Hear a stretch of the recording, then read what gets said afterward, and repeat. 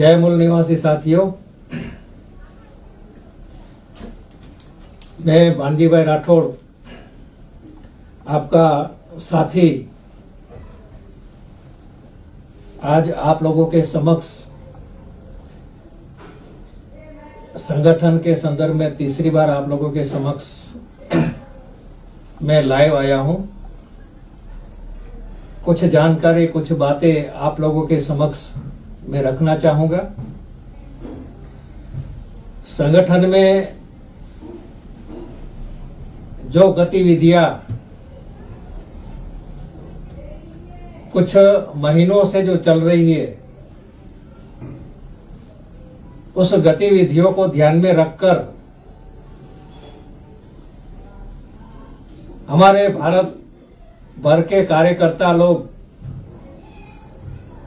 मुझे फोन करके जानकारी दी कि साहब, आपको संगठन की जानकारी के संदर्भ में कुछ तथ्य सामने रखने के लिए आपको और एक दो बार लाइव आकर कार्यकर्ताओं का हौसला बढ़ाना चाहिए, प्रोत्साहित करना चाहिए और मूवमेंट के संदर्भ में, आंदोलन के संदर्भ में, मिशन के संदर्भ में माननीय डी.के. खापड़े साहब, माननीय कांसीराम साहब और माननीय दीना भाना साहब,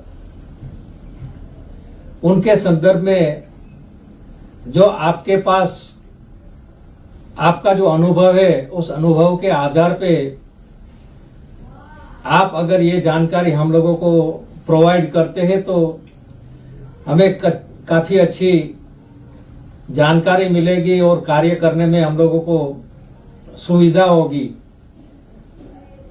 और भविष्य में अगर संकटकालीन समय में ऐसी परिस्थिति अगर निर्माण होती है तो उस परिस्थितियों का हम कैसे सामना कर सकते हैं, उसकी भी जानकारी और उसका मार्गदर्शन हम लोगों को मिलता रहेगा। इसलिए आपको लाइव आकर जो हम लोगों ने जब भी संगठन में क्राइसिस निर्माण हुआ है, तब तक संगठन को कार्यकर्ताओं का दिशा निर्देश देके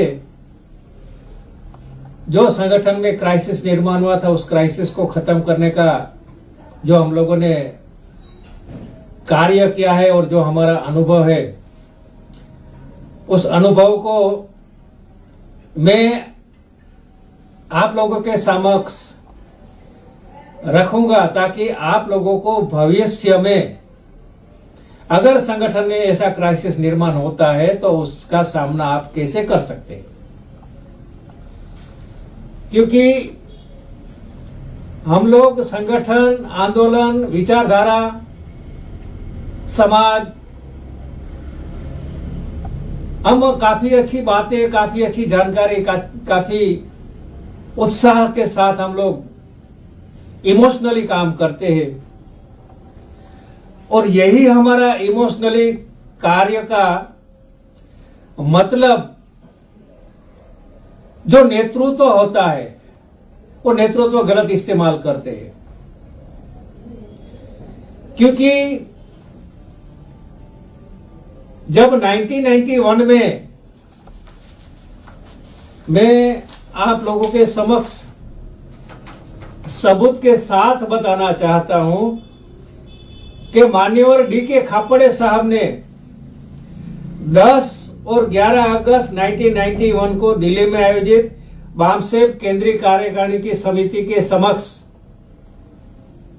संगठन, सीसी सदस्य और जितने भी उसके पास पद थे, उससे उसने इस्तीफा दिया था और उस इस्तीफा की कॉपी मेरे पास है। और उस इस्तीफे में इसलिए इस्तीफा दिया कि उस समय पे जो राष्ट्रीय अध्यक्ष माननीय तेजिंदर सिंह जली साहब थे, उस तेजिंदर सिंह जली साहब के ऊपर एलिगेशन लगाए थे, आरोप लगाए थे। तो खापड़े साहब ने वो समय पे 10-11 अगस्त 1991 को संगठन ही छोड़ दिया था, जो मैंने पहले ही मीटिंग में, पहले लाइव में मैंने आप लोगों को बताया था। जब उसने छोड़ ही दिया था, क्या कारण था, क्या एलिगेशन लगाए थे, उस आरोप पत्र की कॉपी भी मेरे पास अवेलेबल है। और उसके बाद खापड़े साहब ने देश भर के समस्त कार्यकर्ता को अपील किया था बामसेफ शुद्धिकरण अभियान के तहत, और उसने कार्यकर्ताओं को पूरे भारत में घूम घूम कर एक एक कार्यकर्ता को मिलके परिस्थिति से वाकिफ करवाए थे। क्या एलिगेशन लगाए थे? खापड़े साहब ने एलिगेशन लगाए थे राष्ट्रीय अध्यक्ष के ऊपर। अब राष्ट्रीय अध्यक्ष तेजस्वी सिंह जली साहब ने क्या क्या किया था, वो पूरा ब्यौरा उसमें है, मैं इस डिटेल में नहीं जाना चाहता हूं। लेकिन जो खापड़े साहब ने उस समय पे संगठन को, स्ट्रक्चर को छोड़ दिया था, और उस समय पे स्ट्रक्चर इतना मजबूत था, पावरफुल था, फिर भी पावरफुल स्ट्रक्चर को खापड़े साहब ने छोड़ दिया था। छोड़ने के बाद खापड़े साहब ने उस स्ट्रक्चर को वापस रिस्ट्रक्चर में कन्वर्ट करने के लिए मिशन का काम शुरू कर दिया। क्योंकि ये जो बामसेफ है, वो बामसेफ एक मिशन है। कौन सा मिशन है? फुले आंबेडकर विचारधारा इस देश के अंदर प्रस्तावित करते समता मूलक समाज निर्माण करना। ये बाबा साहब महात्मा ज्योतिराव फुले और हमारा महापुरुषों का जो आंदोलन था, उस आंदोलन को प्रस्तावित करने के लिए काम करता है, व्यवस्था परिवर्तन का काम कर रहा है। और इस व्यवस्था परिवर्तन का आंदोलन को आगे बढ़ाने के लिए जो मिशनरी कार्यकर्ता थे, उस मिशनरी कार्यकर्ता को खापड़े साहब ने ऑर्गेनाइज किया था।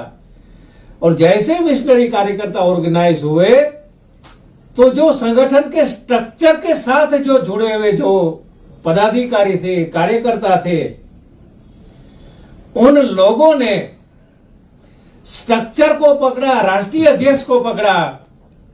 लेकिन उस समय पे हम लोगों ने स्ट्रक्चर को नहीं पकड़ा था, हम लोगों ने मिशन को पकड़ा था। और मिशन खापड़े साहब के माध्यम से जो चलाने की कोशिश कर रहे थे, हमने खापड़े साहब का साथ और सहयोग दिया था। कहने का मतलब कि उस समय पे राष्ट्रीय अध्यक्ष ने जो संगठन के साथ जो भी किया था, उसका विरोध खापड़े साहब ने करके रिजाइन किया था। और ये जो आरोप पत्र में जो खापड़े साहब ने कुछ डिटेल में जो जानकारियां दी थी कि संगठन के राष्ट्रीय चरित्र के विरोध में कार्य किया, उस समय पे मानवीय साधन संसाधनों का उन लोगों ने गैर उपयोग किया, ये खापड़े साहब ने उस समय पे भी आरोप लगाया था। आज की परिप्रेक्ष्य में भी ये देखा जाता है, तो आज भी हमारे राष्ट्रीय अध्यक्ष, जिसको आप लोग वामन मेश्राम बोलते हैं, मैं वामन मेश्राम शब्द इसलिए इस्तेमाल करता हूं कि वामन मेश्राम मेरे से 6 महीना छोटा है, मैं इससे बड़ा हूं, इसलिए ये मेरा छोटा भाई है। अब तक मैं उसको रिस्पेक्ट करता था क्योंकि वो सही दिशा में सही काम करता था, रिस्पेक्ट करता था। लेकिन अभी सही दिशा में सही काम नहीं करने की वजह से जो रिस्पेक्ट का दायरा था वो आगे निकल गया है। क्योंकि 1991 में जो जली साहब ने किया था, वही काम आज राष्ट्रीय अध्यक्ष वामन मेश्राम जी कर रहे।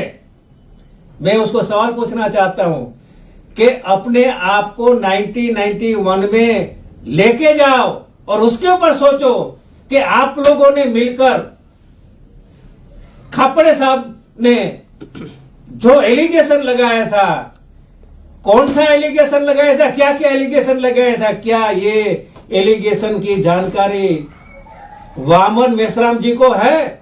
अगर है तो ऐसा ही वो अभी क्यों कर रहे हैं?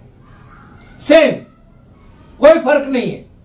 जो जली साहब कर रहे थे वही आज मेश्राम साहब कर रहे। इसका मतलब कि उस समय पे खापड़े साहब ने संगठन से रिजाइन किया था, एलिगेशन लगाने के बाद वो बर्दाश्त नहीं किया था क्योंकि उस समय पे भी मिशन खतरे में था, आज भी मिशन खतरे में है। और जब आज मिशन खतरे में है, इसलिए मैंने भी मेरा जो पद था, प्रतिष्ठा था, वो मैंने छोड़ दिया है। क्योंकि खापड़े साहब अगर पद और प्रतिष्ठा को छोड़ सकते हैं मिशन को बचाने के लिए, तो हम तो खापड़े साहब से सब कुछ सीखे हैं। उसके पास से हमने सब कुछ जाना है, सब कुछ सीखा है कि मिशन क्या चीज है।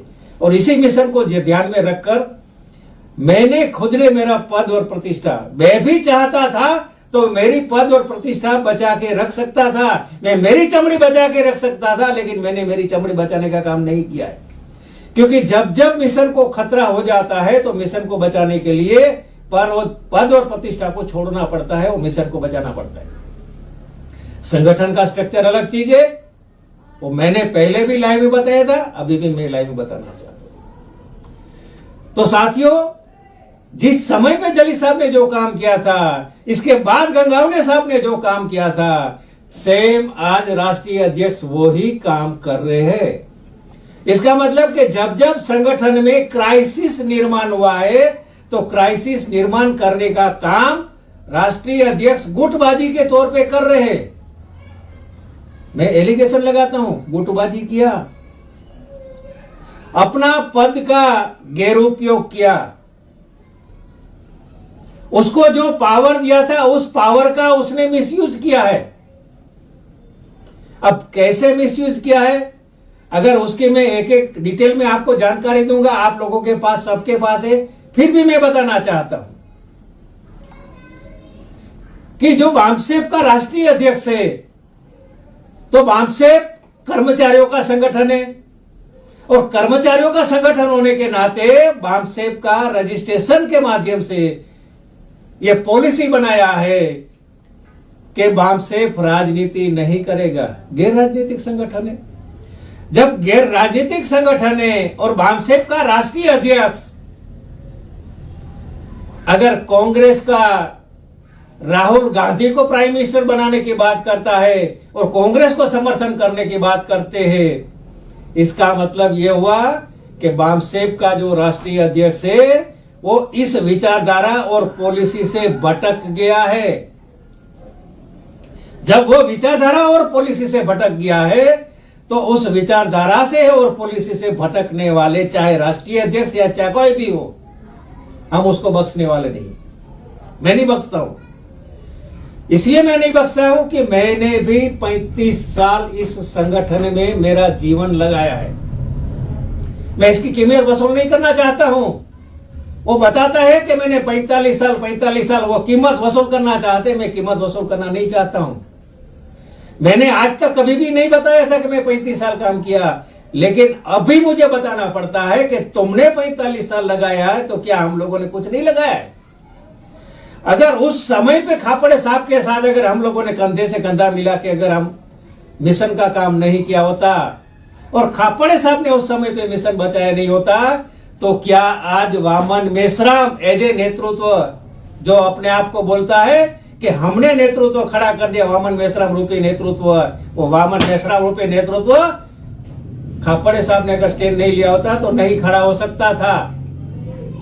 ये खापड़े साहब की देन है कि खापड़े साहब ने मिशन बचाया, और मिशन बचा तो संगठन बचा, और संगठन बचा तो नया नेतृत्व निर्माण हो गया वामन मेश्राम रूपी। आज 2 साल 3 साल 4 साल वाले आके अपने आप को बड़बड़ाते हैं, राष्ट्रीय अध्यक्ष हमारा वामन मेश्राम है, हमारा नेतृत्व है। अरे नेतृत्व निर्माण करके दिया खापड़े साहब ने, और उसके साथ मिले हुए कार्यकर्ताओं ने मिलकर दिया है। किसी अकेले की औकात नहीं होती है कि वो अपने आप को प्रस्तावित करे पूरे भारत में।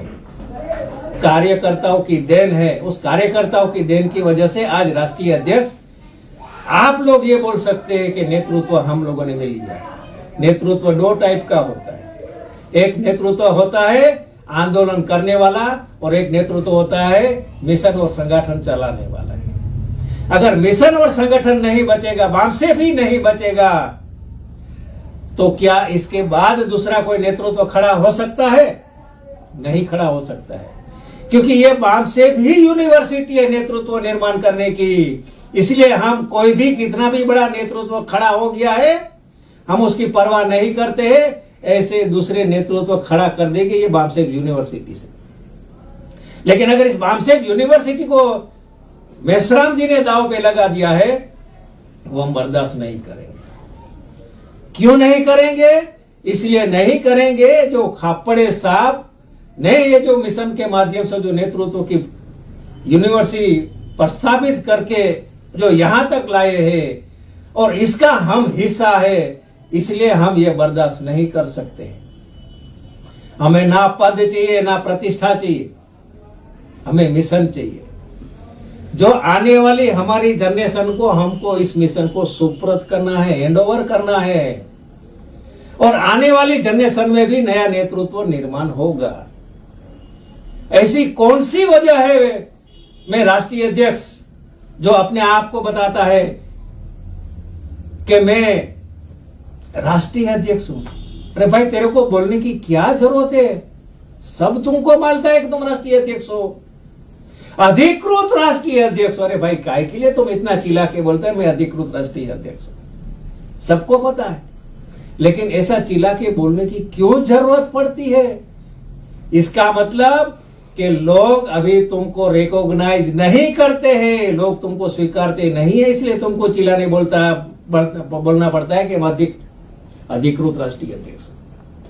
साथियों, कुछ तथ्य मैं आप लोगों के समक्ष इसलिए रखना चाहता हूं, कुछ साथी कार्यकर्ता को बुरा भी लग सकता है कि भांजी भाई अब इसका विरोध करता है। मैं किसी का विरोध नहीं करता, किसी का मैं विरोध नहीं करता हूं, लेकिन कुछ सच्चाई है, कुछ तथ्य है, वो आपके सामने मैं रखना चाहता हूं। खापड़े साहब ने जो दिशा निर्देशन देके ये जो एक रोड मैप तैयार करके हम लोगों को दिया है, 34 पेज का है, पूरा डिटेल में खापड़े साहब ने दिया है कि आंदोलन कैसे चलेगा, मिशन कैसे चलेगा, और मिशन चलाने के लिए क्या क्या करना होगा, पूरा रोड मैप है।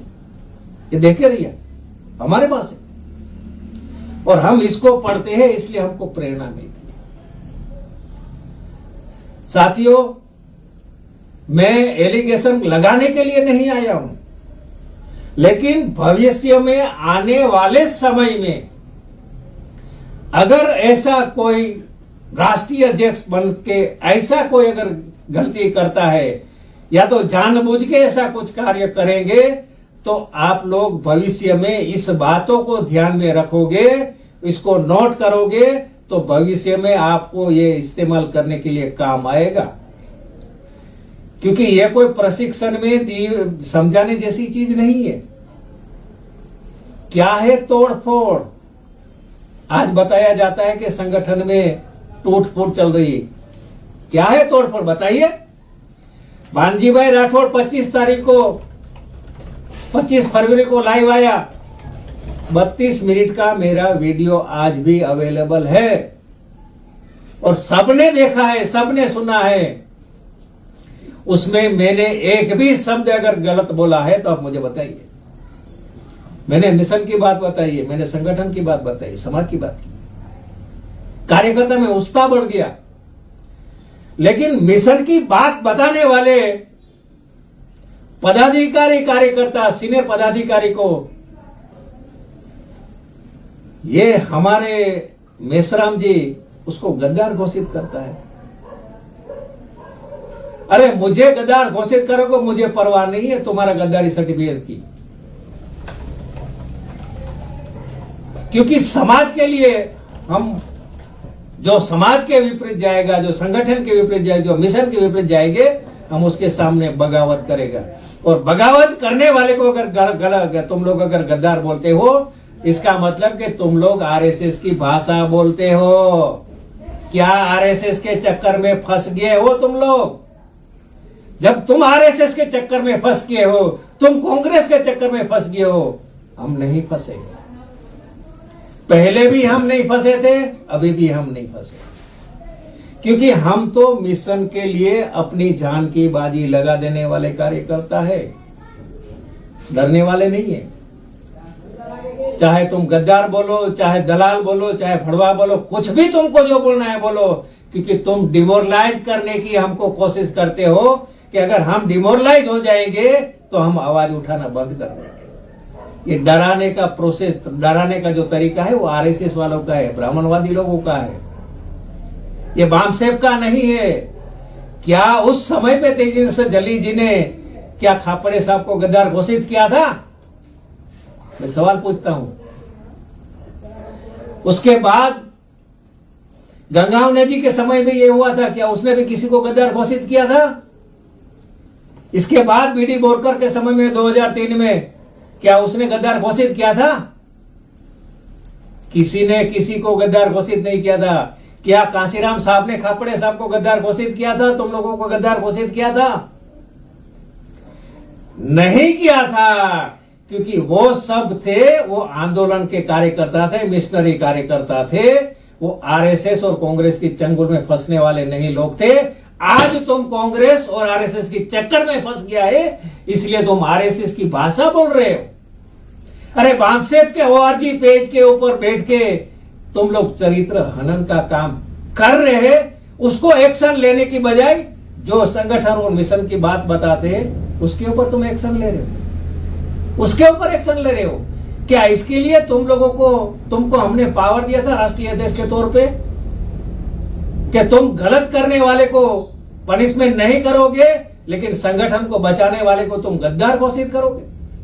अरे संगठन को बर्बाद करने का काम जिन लंगूर लोगों ने किया था, उस लंगूरों की वजह से पूरा संगठन बदनाम हो गया था। पूरे भारत में कार्यकर्ता में निराशा छा गई थी और कार्यकर्ता ये सोचते थे कि कोई ना कोई सीनियर पदाधिकारी आके कम से कम हमको मार्गदर्शन करे, रास्ता दिखाए। उस समय पे राष्ट्रीय अध्यक्ष एज ए इसकी मोरल अथॉरिटी बनती थी, नैतिकता बनती थी कि नैतिकता के आधार पे उसको लाइव आकर बताना चाहिए था कि ये लोग गलत बोल रहे हैं, उसको वहां रोकना चाहिए। सोशल मीडिया में तुम लोग गद्दारी का लेटर डाल देते हो। किसने सिखाया तुमको? किसने सिखाया? ताकि तुम सोशल मीडिया में वायरल करोगे, लोगों तक पहुंचेगा तो लोग बोलेगा कि ये गद्दार जा रहा है, ये गद्दार जा रहा है। आरएसएस की दलाली करना बंद करो, कांग्रेस की दलाली बंद करो, समाज के लिए समाज का काम करो, सही काम करो। आज अगर खतरे में है, संगठन खतरे में नहीं है, राष्ट्रीय अध्यक्ष की कुर्सी खतरे में है। जब राष्ट्रीय अध्यक्ष की कुर्सी खतरे में है तो राष्ट्रीय अध्यक्ष बोलता है संगठन खतरे में। अरे तुम्हारी कुर्सी खतरे में नहीं है, सही काम करो, तुम्हारी कुर्सी बच जाएगी। अगर गलत काम करोगे तो तुम्हारी कुर्सी जाएगी, क्योंकि राष्ट्रीय अध्यक्ष बनाया है तो किसी को लाइफ टाइम नहीं बनाया जाता है मेरे भाई, लाइफ टाइम नहीं बनाया जाता है। तुम तो अपने आप को लाइफ टाइम घोषित कर दिया कि मुझे 20 साल तक कोई वहां से हटा नहीं सकता है, ऐसी चैलेंज करते हो। क्या डर है तुमको? क्यों राष्ट्रीय अध्यक्ष पद छोड़ना नहीं चाहते हो? हम तुमको छुड़ाना नहीं चाहते हैं। अगर तुम सही दिशा में सही काम करते, हम अभी भी तुमको राष्ट्रीय अध्यक्ष मानने को तैयार हो, लेकिन तुम भटक गए हो, तुम कांग्रेस के साथ बिक गए हो। और बिके हुए आदमी, भटके हुए आदमी, विचारधारा से जो भटक जाता है, हम उसको बख्शते नहीं, उसको हम छोड़ते नहीं। साथियों, 2003 में भी वामन मेश्राम जी ने रिजाइन किया था। बताता हूं मैं आप लोगों को, 31 जुलाई 2003 ये जनरल बॉडी की मीटिंग बुलाई थी। कौन था? WN वैद्य, जनरल सेक्रेटरी बामसेब। और 31 अगस्त 2003 11 बजे बुलाई थी doctor Ambedkar Bhavan, Rani Jhansi road, new Delhi. इसमें एजेंडा क्या था? Return complain again mister Waman Meshram ex national president by other full timer worker. ये एलिगेशन लगाया था। क्या एलिगेशन लगाया था? लाइव आके थोड़ा बताना तो कार्यकर्ताओं को। मैं नंगा नहीं करना चाहता हूं, मैं किसी को डिमोरलाइज नहीं करना चाहता हूं, लेकिन कुछ लंगूरों ने मेरे को मजबूर किया है, इसलिए मुझे मजबूरी से यह बताना पड़ रहा है। क्योंकि कुछ लंगूर ऐसा बोलते हैं भानजी भाई तो 96 में आए थे, भानजी भाई ने तो 2005 में ये किया था। अरे भानजी भाई राठौड़ ने इस संगठन को जब जमीन की जरूरत थी और जमीन लेने के लिए 2 बार अपना सैलरी, अपना पगार इस संगठन को दिया है। चाहिए तो मैं इसकी रिसीट आप लोगों को बता सकता हूं, रिसीट है मेरे पास। जो लोग इस संगठन को, इस मिशन को अपना सैलरी दे सकता है, अरे ये तेरी सब्जी भाजी का वो कमीशन खाएगा। डूब के मरना चाहिए तुम लोगों को एलिगेशन लगाने से पहले, लंगूरो। जो भानजी भाई राठौड़ राष्ट्रीय अधिवेशन का पूरा खर्चा उसके पास रहता था, पूरा पैसा उसके पास रहता था, टेंट से लेके एंड तक का पूरा। और एलिगेशन लगाते, छठ जी में इसने ये किया है, पूछ लेना तुम्हारे राष्ट्रीय अध्यक्ष को क्या है भानजी भाई राठौड़, वो बताएगा तुम। साथियों, जब 2003 में जब रेजिग्नेशन किया था और वामन मेश्राम जी को जब एक रूम में बिठा दिया था, फील्ड से उसको वापस ले लिया था कि तुमको फील्ड में नहीं जाना है, क्यों नहीं जाना है, उसका जवाब वामन मेश्राम देगा, मैं नहीं दूंगा। लेकिन उसको फील्ड में लाने का काम हम गुजरात के कार्यकर्ताओं ने किया था। वो लंगोर बोलते थे ना कि उस समय पे भानजी राठौड़ भाग गया था। ये भानजी राठौड़ के पास ये गुजरात की मिनट्स का ये सबूत है। और कब है? 3/8/2003 को अहमदाबाद में जनरल बॉडी की गुजरात की मीटिंग बुलाई थी। और उस गुजरात के मीटिंग में जो गुजरात के कार्यकर्ताओं ने जो कोऑर्डिनेशन कमेटी बनाई थी, उस कोऑर्डिनेशन कमेटी में भानजी भाई राठौड़ थे। ये सबूत देता हूं, लंगूर देख ले कि 2003 में वामन मेश्राम को बचाने का काम किन लोगों ने किया था? ये गुजरात के लोगों ने किया था। और ये भानजी भाई राठौड़ उस समय पे 7 स्टेट घुमा था। ये कोऑर्डिनेशन कमेटी हम लोगों ने बनाई थी और उस कोऑर्डिनेशन कमेटी के माध्यम से जो वामन मेश्राम ने पूरा रिजाइन किया था, उसको ये बामसेप के गुजरात के कोऑर्डिनेशन कमेटी के माध्यम से उसको राष्ट्रीय अध्यक्ष वापस घोषित किया था। ये गुजरात है और हम लोग हैं। और हम लोगों ने उस समय पे भी बीडी बर्कर को चैलेंज किया था कि आप गलत कर रहे हैं, आप गलत कर रहे हैं। इसलिए गलत कर रहे हैं क्योंकि जब हम कोई एक नेतृत्व खड़ा करते हैं और उस नेतृत्व निर्माण करने में कम से कम 20 साल समय लग जाता है, 25 साल समय लग जाता है। और 20 साल 25 साल समय के बाद जब एक नेतृत्व खड़ा हो जाता है, उस नेतृत्व को कंडम करने का काम कभी भी नहीं करना चाहिए। वो कंडम करने का काम किया था। जब वो कंडम करने का काम किया था, इसलिए हम लोगों ने आवाज उठाई थी कि जो 25 साल के बाद जो वामन मेश्राम नाम का जो नेतृत्व खड़ा हो रहा है, आप उसको कुछ भी एलिगेशन लगा के घर में नहीं बिठा सकते हैं। उसको वापस हम लोगों ने लाए थे। ये एविडेंस है मेरे भाई, देखना है तो देख लेना। गुजरात की जनरल बॉडी का रिपोर्ट है, हवा में बात नहीं करता हूं। साथियों, मुझे इसलिए ये तथ्य के साथ बताना पड़ता है क्योंकि मुझे कुछ लंगूरों ने सवाल किया था, भानजी भाई राठौड़ ने ये किया, भानजी भाई राठौड़ ने ये। साथियों, जब 2004-3 के बाद 2004 का 21वां राष्ट्रीय अधिवेशन 26, 27, 28, 29, 30 दिसंबर 2004 को ये अहमदाबाद चांदखेड़ा में हुआ था। ये चांदखेड़ा में हुआ था। 3 को इन लोगों ने राष्ट्रीय अध्यक्ष के तौर पे वामन मेश्राम ने रिजाइन किया था, लेकिन गुजरात के लोगों ने उसको वापस राष्ट्रीय अध्यक्ष बनाया था। और बनाने के बाद फिर 2004 का जो ये राष्ट्रीय अधिवेशन अहमदाबाद चांदखेड़ा में हुआ था, बामसेप के माध्यम से हुआ था। करवाया था हम लोगों ने। और उसी राष्ट्रीय अधिवेशन में जो एक सब्जेक्ट उस समय पे जो लगाया गया था, उसकी मैं आपको एक जानकारी देना चाहता हूं कि सब्जेक्ट क्या था कि 28 दिसंबर 2004 को एक विषय रखा था कि विषय का नाम था, क्या मूल निवासी संकल्पना पे आधार पे बामसेब का नाम बदल देना चाहिए। ये वामन मेश्राम जी ने सब्जेक्ट रखा था 2004 को। मूल निवासी संकल्पना के आधार पे बामसेब का नाम बदल देना चाहिए। ये 4 को सब्जेक्ट रखा था 2004 को साथियों। और उस सब्जेक्ट में जो डिबेट और डिस्कशन हुआ था, तब उसको रियलाइज हुआ था कि बामसेब हमको कंटिन्यू चालू रखना चाहिए। और आज भी बामसेब कंटिन्यू चालू। साथियों, उस समय पे बीडी बोरकर ने ये नहीं बोला था कि मैं राष्ट्रीय अध्यक्ष हूं और ये राष्ट्रीय अध्यक्ष है। कभी एक दूसरे के ऊपर वो नहीं कीचड़ उछाले थे। और आज वामन मेश्राम बोलता है कि मुझे 20 साल तक कोई हटा नहीं सकता है।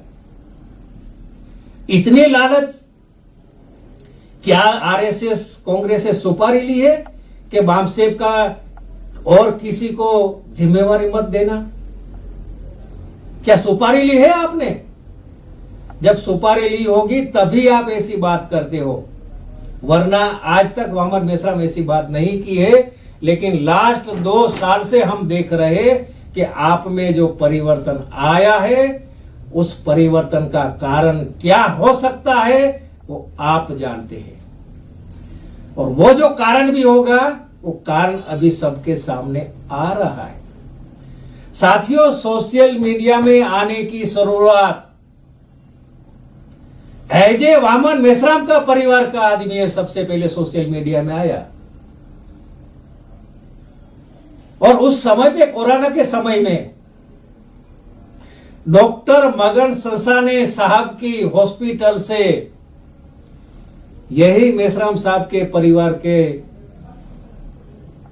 सोशल मीडिया में वायरल किया मैसेज। क्या वायरल किया था, डिटेल में मैं चर्चा नहीं करूंगा, लेकिन उस समय पे उंगली उठाया था वामन मेश्राम के ऊपर, उसके परिवार के, उसकी मिसिस ने उसके ऊपर एलिगेशन लगाया था, उंगली उठाया था। ये तुम्हारा पारिवारिक घरेलू मामला था। उस घरेलू मामले को तुमने संगठन को बताया, संगठन में डाला। कैसे कि वो जो पारिवारिक मामला था, आपने उसकी देखभाल किया नहीं की, उसका जवाब आपको देना था। लेकिन वो जवाब आपने पारिवारिक जवाब नहीं देते हुए आपने संगठन के कार्यकर्ता मिस्टर वेताल को सामने लाया और वेताल के मुंह से बोलवाया कि मैंने ये करवाया। और मिस्टर वेताल को भी उस समय पे समझना चाहिए था कि आप पार्ट क्यों बनते हो भाई। उसका घरेलू मामला है, उस घरेलू मामले को संगठन का मामला क्यों बनाया तुम लोगों ने, सोशल मीडिया में क्यों बनाया? ये नहीं बनाना चाहिए था। और तब से सोशल मीडिया में सबकी हिम्मतें बढ़ती रही है। अगर उस समय पे वहां रोका गया होता तो आज सोशल मीडिया में कोई भी किसी की औकात नहीं होती है कि वो कुछ भी संगठन के संदर्भ में अनाप शनाप बोल सके। राष्ट्रीय अध्यक्ष जिम्मेवार है उसके लिए, क्या वो अपनी जिम्मेवारी कबूल करता है? और उसके बाद उत्तर प्रदेश में जब चुनाव आया और उस चुनाव के संदर्भ में जो आपने जो स्टैंड लिया, आपने उत्तर प्रदेश में बामसेब संगठन समाप्त किया, आपने आंदोलन खत्म किया, आपने राजनीति खत्म किया। ये तीनों आपने खत्म किया उत्तर प्रदेश का चुनाव में। दांव पे लगा दिया संगठन को, दांव पे लगा दिया आंदोलन को और दांव पे लगा दिया राजनीति को। क्या हासिल किया? यही हासिल किया कि मैं कांग्रेस को फिर एस्टैब्लिश करूंगा, फिर मैं राहुल गांधी को प्राइम मिनिस्टर बनाऊंगा। बामसेब का राष्ट्रीय अध्यक्ष को यह शोभा देती है? ये शोभा नहीं देता है। इसलिए उस समय पे जो आपने जो स्टैंड लिया, संगठन को खतरे में डालने का आपने स्टैंड लिया। बाम साहब को खतरे में डाला। आपने ओवैसी साहब से गठबंधन किया, वही ओवैसी साहब को आप भाजपा की बी टीम बताते थे। जब आप उसको भाजपा की बी टीम बताते हो तो बी टीम के साथ भाई आपने किसको पूछ के समझौता किया? और वो भी समझौता करने के बाद आप 15 दिन महीना दिन भी नहीं टिका सके और आपने गठबंधन तोड़ दिया। और जब गठबंधन तोड़ा तभी आपको ना सीनियर पदाधिकारी ना सीईसी के सदस्य किसी को भी नहीं पूछा, अपनी मर्जी से समझौता किया और अपने से मर्जी से समझौता तोड़ा। और समझौता तोड़ने के बाद आप कंफ्यूज हो गए। अरे नेता कभी कंफ्यूज नहीं होता है और कंफ्यूज कभी नेता नहीं होता। जो नेता होता है वो कंफ्यूज नहीं होता है और कंफ्यूज कभी नेता नहीं माना जा सकता है। कंफ्यूज हो गया तुम, और कंफ्यूज हो गया कोई बात नहीं। अगर तुम कंफ्यूज हो गया है तो तुमको कम से कम सीनियर पदाधिकारी सीईसी के सदस्य की मीटिंग बुलानी थी और इस सीईसी की मीटिंग में तुमको बोलना था कि भाई मेरे से ये ऐसा ऐसा हो गया, अब मैं कंफ्यूज हो गया, अब मुझे रास्ता बताइए।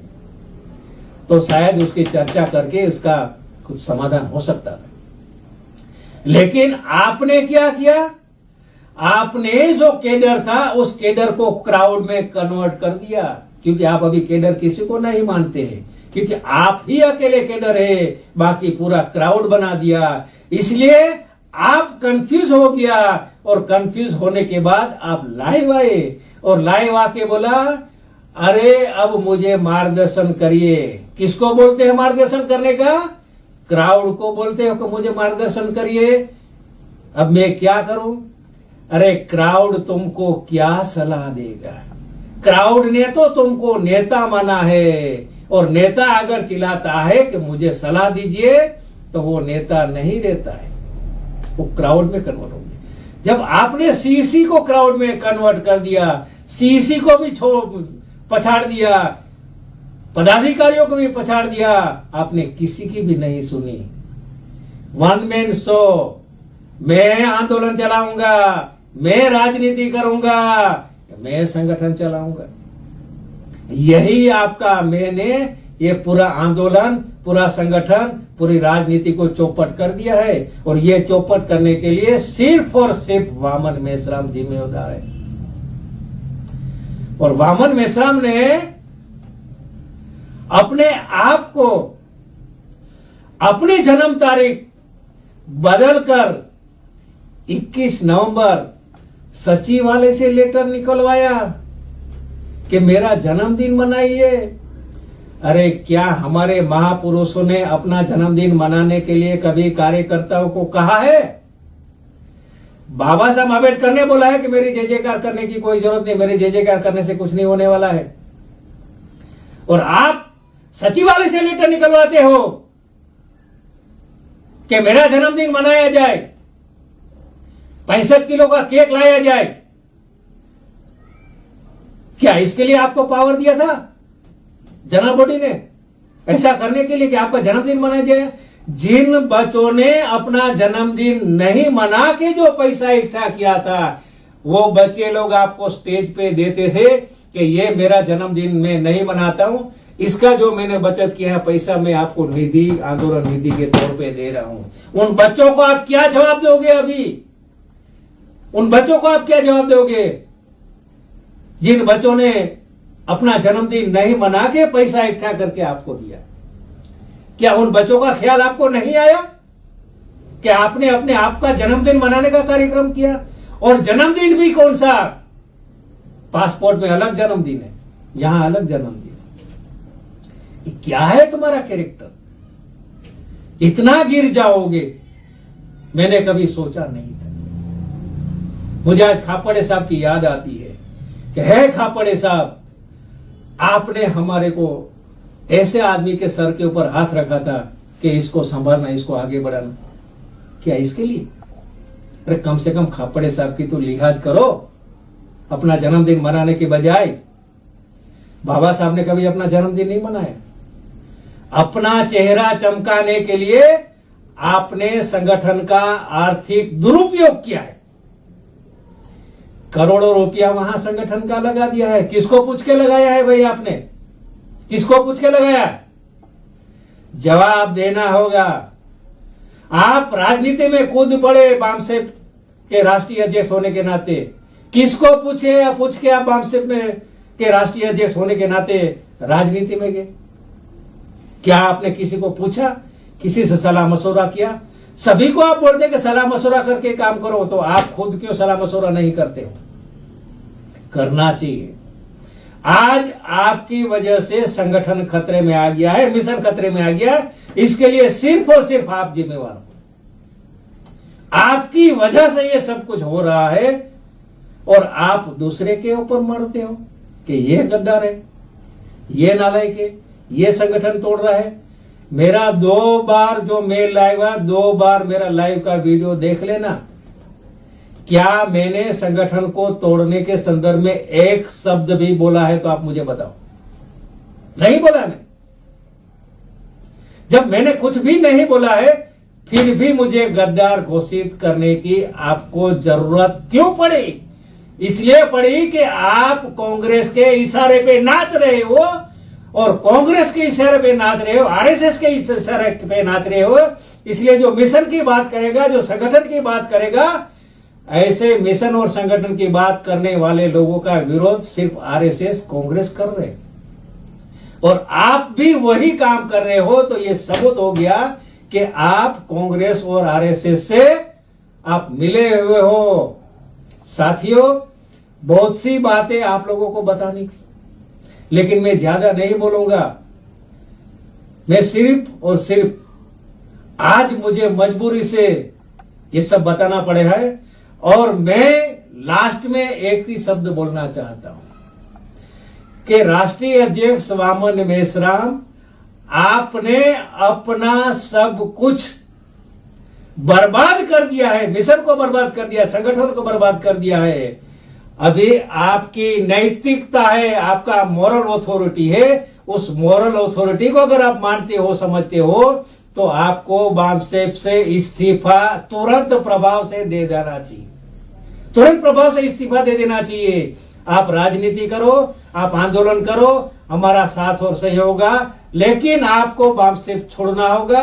बामसेप आप नहीं छोड़ोगे तो हम आपको छोड़ने वाले नहीं है। इसलिए साथियों, किसी कार्यकर्ता को मेरी बात की वजह से अगर बुरा लगा है, लगने दो, क्योंकि हमेशा कड़वी बात अच्छी लगती नहीं है, कड़वी ही लगती है, लेकिन इसका परिणाम अच्छा मिलता है। जैसे खापड़े साहब ने उस समय पे अगर मिशन नहीं बचाया होता तो आज वामन मेश्राम नेतृत्व निर्माण नहीं होता। अभी हम ये मिशन बचाने का जो काम कर रहे हैं, अभी कुछ कार्यकर्ता को हमारी बात समझ में नहीं आएगी, लेकिन 5 साल बाद, 10 साल बाद आप लोगों को समझ में आएगी। तब ये बोलेंगे कि भांजी भाई और इन लोगों ने जो स्टैंड लिया था वो सही स्टैंड था। अभी समझ में नहीं आएगी। और जिन लोगों को समझ में आए, इसको धन्यवाद। आप लोगों ने मेरी बात ध्यान से सुनी और आप लोगों को अच्छा लगा है। मैं किसी की कमेंट ना पढ़ता हूँ, ना मैं किसी में रिएक्ट करता हूँ, क्योंकि मैं ये एक्शन करता हूँ और एक्शन के बाद जो लोग कमेंट करते हैं, मतलब ये रिएक्शन करते हैं, तो रिएक्शन का रिएक्शन नहीं होता है। इसलिए मेरी बात की अगर कोई कमेंट के माध्यम से प्रतिक्रिया करना चाहते हैं तो प्रतिक्रिया की प्रतिक्रिया मैं नहीं कर सकता हूं। इसलिए आपके सबको मेरी बात पसंद आई, इसके लिए धन्यवाद। जय मूल निवासी, जय भारत। धन्यवाद।